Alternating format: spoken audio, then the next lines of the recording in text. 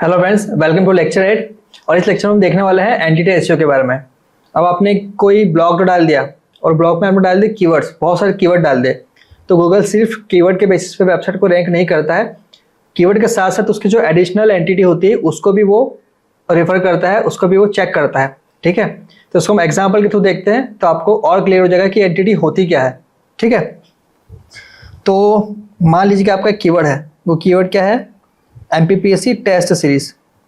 देखो मैं एक ही एग्जांपल क्यों ले रहा हूं, क्योंकि आपको अगर मैं एक ही कीवर्ड का एग्जांपल अगर मैं पूरी कोर्स में लूंगा ना, 1 से 2 कर लेंगे, 2 से 3 कर लेंगे, तो आपको बहुत अच्छे से कनेक्ट होगा, बहुत अच्छे से क्लियर होगा। ठीक है, आप ये मत सोचना कि सर एक ही एग्जाम्पल क्यों ले रहे हैं। ठीक, तो अगर आप MPPSC test series keyword use करते हैं या फिर आप डिजिटल बोर्ड कीवर्ड यूज करते हैं, डिजिटल बोर्ड फॉर टीचिंग, तो उसके साथ साथ गूगल आपसे क्या एक्सपेक्ट करेगा? वो ये भी एक्सपेक्ट करेगा कि आप एग्जाम पैटर्न के बारे में बताओ, ऑनलाइन मॉक टेस्ट सीरीज के बारे में बताओ, कोचिंग इंस्टीट्यूट्स के बारे में बताओ, टीचिंग मेथड के बारे में बताओ, अगर पैनल है तो पैनल में इंटरेक्टिव फ्लैट पैनल के फीचर्स के बारे में बताओ। ये सारी चीज़ें गूगल एक्सपेक्ट करेगा। जो कीवर्ड है उससे से रिलेटेड और भी चीज़ें गूगल एक्सपेक्ट करेगा। ठीक है, जैसे कि आपने टेस्ट सीरीज के बारे में बताया तो उसके फीचर, उसका ड्यूरेशन, उसका शेड्यूल, सब कुछ आपको बताना पड़ेगा।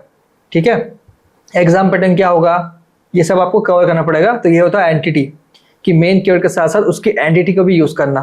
तो हम लोग एग्जांपल में देखते हैं, जैसे भी हमने आपको बताया एंटिटी क्या होता है। गूगल क्या होता है, कीवर्ड से ज़्यादा फोकस करता है concept, topic, people, tool, place और ब्रांड पे। ठीक है, कीवर्ड से ज़्यादा किस पे फोकस करता है? Concept, topic, people, tools, place और ब्रांड पे। ठीक, Google tries to understand your concept semantically. अब गूगल के एल्गोरिथम तो डे बाय डे चेंज होती जाती है, तो गूगल की कुछ मेन एल्गोरिथम भी होती है, जैसे Google Panda, Google Penguin, Google Hummingbird. ठीक है, बहुत सारी गूगल की एल्गोरिथम होती है, वो हम उसको डिटेल में देखेंगे। जो एल्गोरिथम होती है उसके हिसाब से गूगल क्या करता है, ब्लॉग को, आपकी वेबसाइट को स्कैन करता है। ठीक है, और एल्गोरिथम के अकॉर्डिंग आपकी वेबसाइट को रैंक करता है। तो उसमें से एक एल्गोरिथम ये भी है कि यूजर का इंटेंट समझे, है ना, कीवर्ड का इंटेंट समझे, यूजर के सर्च का इंटेंट समझे और इंटेंट के हिसाब से आपकी वेबसाइट को रैंक करे। ठीक है, हमिंग बर्ड नाम की, मुझे शायद याद आ रहा है, हमिंग बर्ड नाम की एक एल्गोरिथम है, उसमें ये चीज़ होती है। तो गूगल क्या करता है, इन चीज़ों पे फोकस करता है, सिमेंटिकली अंडरस्टैंड करता है, और आपका कंटेंट किन किन कंसेप्ट से कनेक्टेड है, आपका कंटेंट किन किन कंसेप्ट से कनेक्टेड है, गूगल ही एनालाइज करता है और उसके बाद वो रैंक करता है। ठीक है, सिर्फ कीवर्ड डाल देने से आपका ब्लॉग रैंक नहीं होगा। राइट, तो ये गूगल की डेफिनेशन है। इसका एग्जाम्पल क्या है? इसका एग्जाम्पल जैसे कि ये मेन कीवर्ड है। ओके, अब इससे रिलेटेड क्या क्या हो सकता है? एग्जाम के बारे में हो सकता है, कैंपस से एग्जाम साल में 2 बार होती है, साल में 1 बार होती है ना। उसके बारे में थोड़ा बहुत और प्रीलिम्स और मेंस के बारे में, कि तो 2 पार्ट में एग्जाम होती है, एक प्रीलिम्स होता है, एक मेंस होता है, फिर उसका इंटरव्यू भी होता है। इंटरव्यू भी ऐड कर सकते थे इसके अंदर। कौन कौन सी कोचिंग्स है जो टेस्ट प्रोवाइड करती है, उसका सिलेबस क्या है, मॉक टेस्ट कितने मिनट का होता है, कितने मिनट का एग्जाम होती है, कितने क्वेश्चन आते हैं, ये सारे आप लोग एंटिटी उसमें यूज़ कर सकते हैं टेस्ट के अंदर। शॉर्ट में करो, बाकी यूज़ करो। फिर सेकेंड कीवर्ड था अपना डिजिटल बोर्ड फॉर टीचिंग। तो हम लोग थोड़ा सा पैनल के बारे में बता देंगे, स्मार्ट क्लासरूम होता है क्या है ये बता देंगे, टच डिस्प्ले क्या होती है, उसमें क्या क्या फीचर्स है, क्या क्या चीज़ें हैं, HDMI, USB port, online teaching tools, और भी चीज़ें होती है। उसके स्टाइलस के बारे में बता सकते हैं, क्या क्या आता है, स्टाइलस आता है, उसके अंदर कैमरा है कि नहीं ये बता सकते हैं आप। ठीक है, कैसे स्टूडियो सेटअप में आप कैसे यूज़ कर सकते हैं, ये भी यूज़ कर सकते हैं। मतलब बहुत सारी चीज़ें हैं, आप उस टॉपिक से रिलेटेड काफ़ी चीज़ें ऐड कर सकते हैं।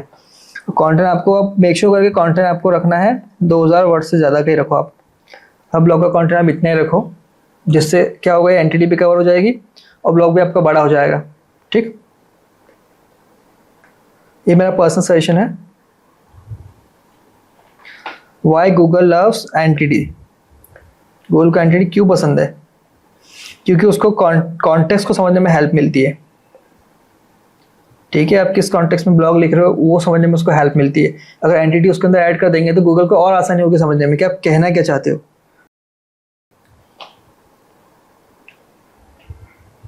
इम्प्रूव सिमेंटिक रिलेवेंस, ब्लॉग आपका कितना रिलेवेंस है, वेबसाइट आपकी कितनी रिलेवेंस है, कंटेंट कितना लॉजिकल और कनेक्टेड है, ये समझने में उसको हेल्प मिलती है। इससे क्या होता है, इससे वेबसाइट के एक्सपर्टाइज, एक्सपीरियंस, ऑथोरिटेटिवनेस और ट्रस्ट ये बिल्ड होता है। Helps you to get feature snippets, people also ask, and knowledge panels. देखो ये बहुत इंपॉर्टेंट है। बहुत सी बार जो कस्टमर होता है ना मुझे बोलता है कि कमलेश सर हमारी वेबसाइट का फीचर स्निपेट क्यों नहीं दिखते हैं, हमारे पीपल ऑल्सो आस्क क्यों नहीं दिखते हैं।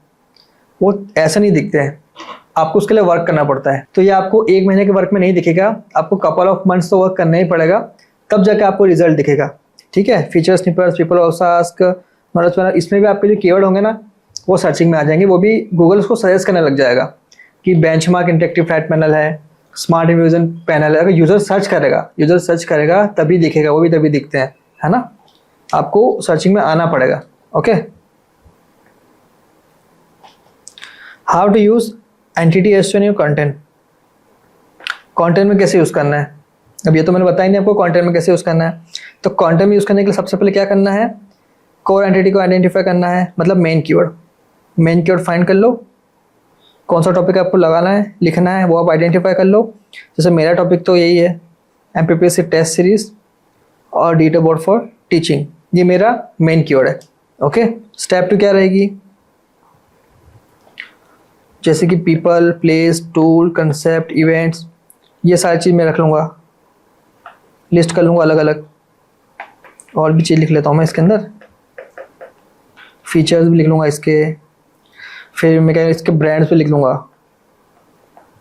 फीचर ब्रांड्स में मैं डाल देता हूँ इसके अंदर। और चीज़ और एंटिटी अपने मन से ऐड कर सकते हैं, ऐसा कोई बताएगा ही नहीं आपको, है ना, आपको मन से भी ऐड कर सकते हैं, ऐसा कुछ भी नहीं है।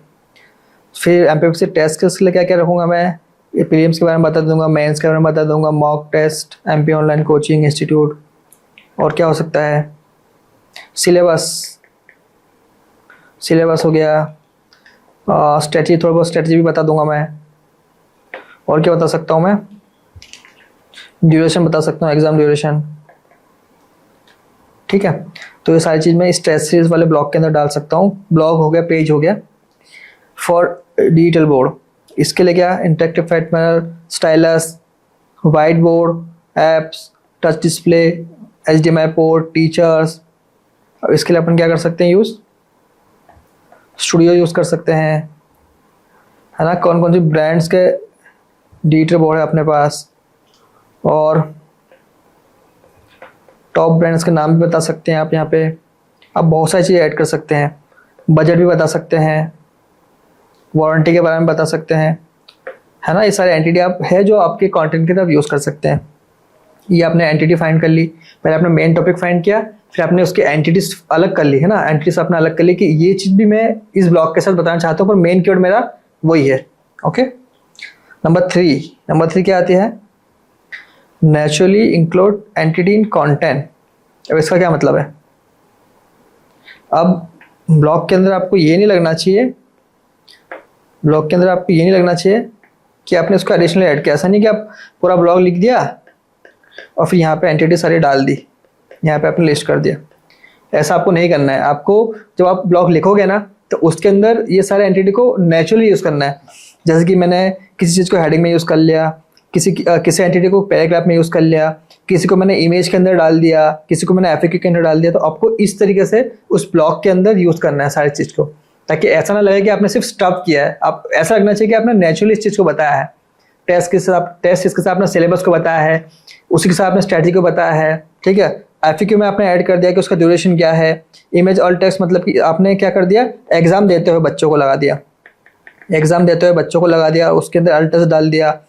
3-4 पैराग्राफ ऐड कर दिए जिसमें आपने क्या बता दिया, जिसमें आपने ये प्रीलिम्स और मेंस एग्जाम के बारे में बता दिया। तो एकदम ऐसा लगना चाहिए कि आपने सब चीज़ को ब्लॉग में नेचुरली ऐड किया है। ऐसा नहीं करना लास्ट में जाके सब कुछ कॉपी पेस्ट करते हैं, ऐसा नहीं करना है। ठीक है, जैसे एग्जांपल है, instead of saying this test series is useful, उसके जगह पे क्या बोलना है, this MPPSC test series includes mock test based on syllabus prepared by top coaching institute India.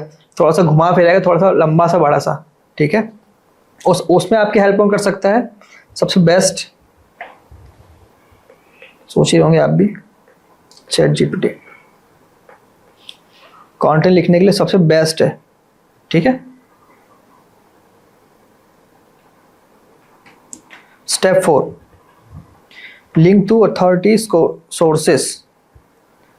जैसे कि अब एमपीपीएससी का नोटिफिकेशन कहाँ से आता है? तो एमपीपीएससी की वेबसाइट से आता है, तो उस वेबसाइट को लिंक कर सकते हैं।